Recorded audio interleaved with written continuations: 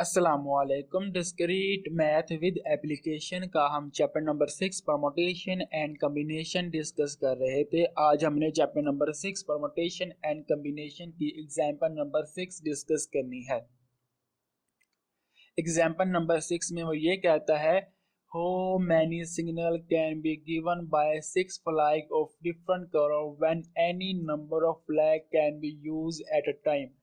वो ये कह रहा है कि कितने हम सिग्नल दे सकते हैं जब हमारे पास 6 टोटल जो फ्लैग है वो 6 हो, जो डिफरेंट कलर के हों, और हमने any number of any number of flag can be use at a time. हमने अपनी मर्जी से कितने मर्जी फ्लैग का इस्तेमाल करते हुए सिग्नल मालूम करना है, मतलब जो सिग्नल हमने वो फाइंड करने हैं। वो एक फ्लैग के लिहाज से भी हो सकता है, 2 फ्लैग के भी, 3, 4 और 5 और 6 फ्लैग के लिहाज से भी हो सकता है। तो हमने वो सिग्नल की तादाद फाइंड करनी है। तो हमारे पास जो परमुटेशन का इसमें इस्तेमाल होगा, P of N R is equal to N factorial divided by N minus R factorial.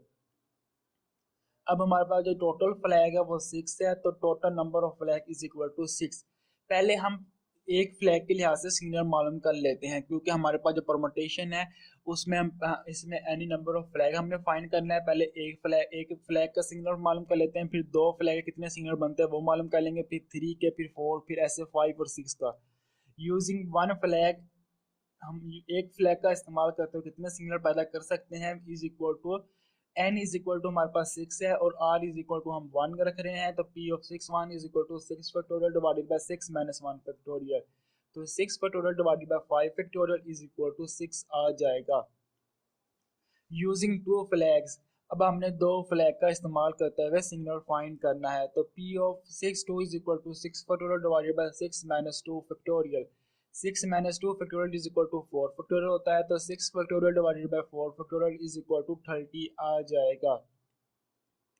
Using 3 flag, अब हम 3 फ्लैग का इस्तेमाल करते हुए कितने सिग्नल फाइंड कर सकते हैं उसकी वैल्यू हम निकालते हैं।